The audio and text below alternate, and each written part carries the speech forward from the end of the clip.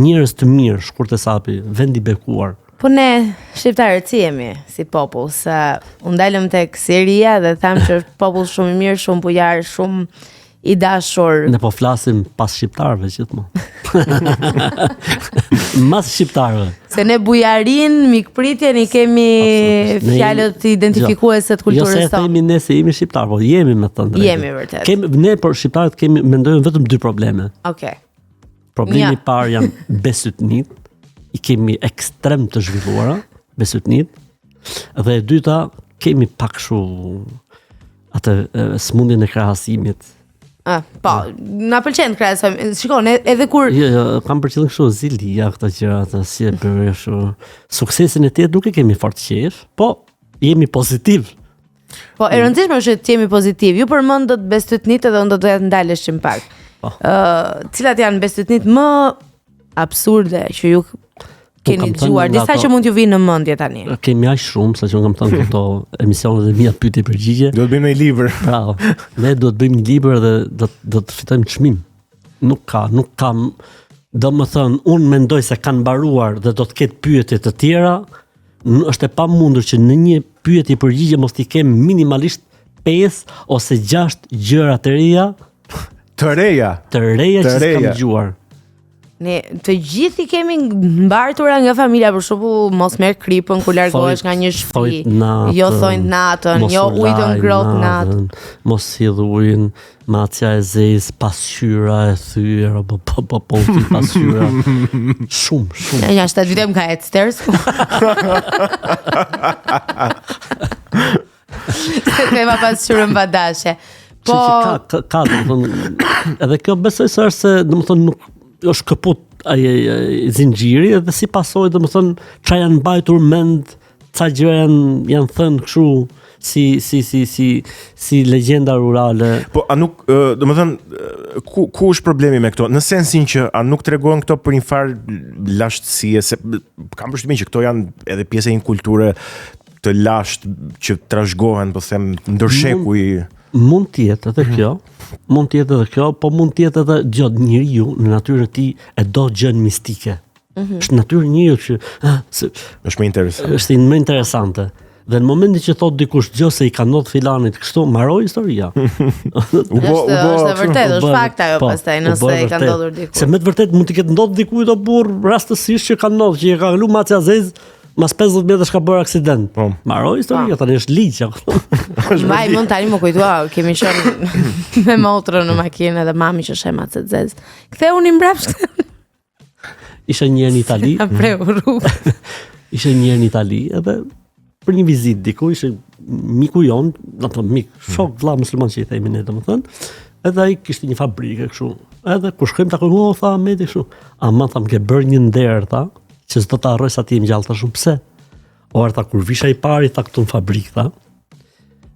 Isha ajo besytnia që kur futesh i pari, nuk mund të dalësh më pa ardhur edhe një tjetër, nuk e di nga kishte ardhur kjo me fjalë. Pa hyrë dhe i dyti. Imagjino ti je i vetmi. S'del modi nga fabrika. Jo, dil në kom, po jo me makinë. Jo me makinë. Jo me makinë.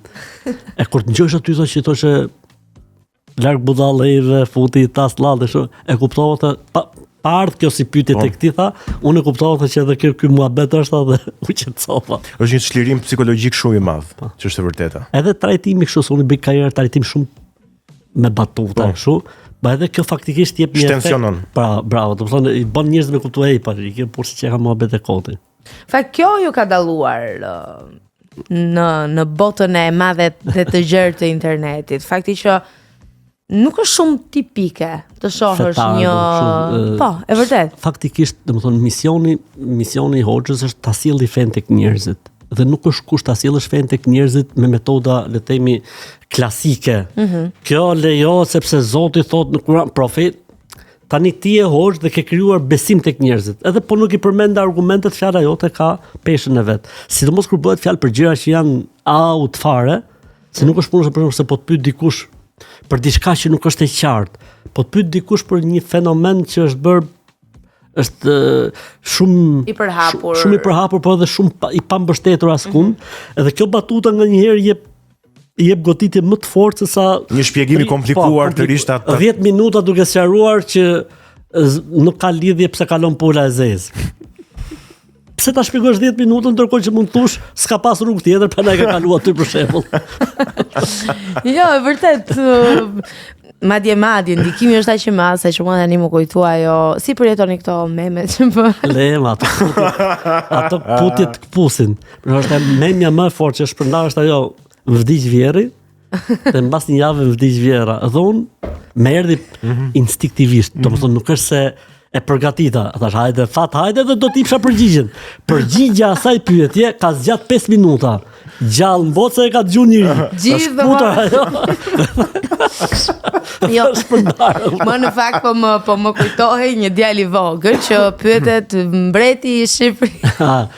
Dhe ai që thot Ahmet Kala. Ja, pa dikush është më e fortë kësaj. Se Arditi e pyeti, mbreti i shqiptarëve Ahmet, ai shkreti. Kalaja, Arditi, bravo, jo, thëmë mësa.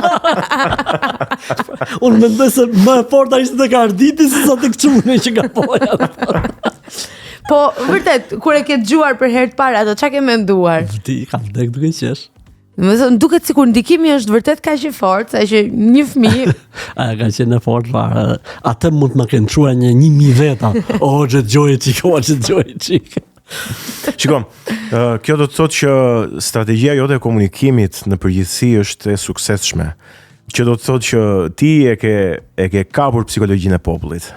Faktikisht njerëzit kështu e duan, me fjalë, tu japësh mesazhin, nuk ka problem se si e përçon mesazhin, e rëndësishme është ti të çosh mesazhin. Të shkojë mesazhi. Të shkojë mesazhi, po. E vërtet. Mirë, e lam tek Siria. Po. Pastaj shkove në Universitetin e Medinës. Medinës, po, juridik të Medinës, mbaruam, domethënë atë, pastaj. Juridik. Po. Sheriat, po. Ja, pra u bëri gjyqtar.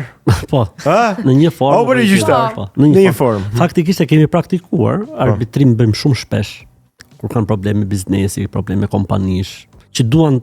Interesant.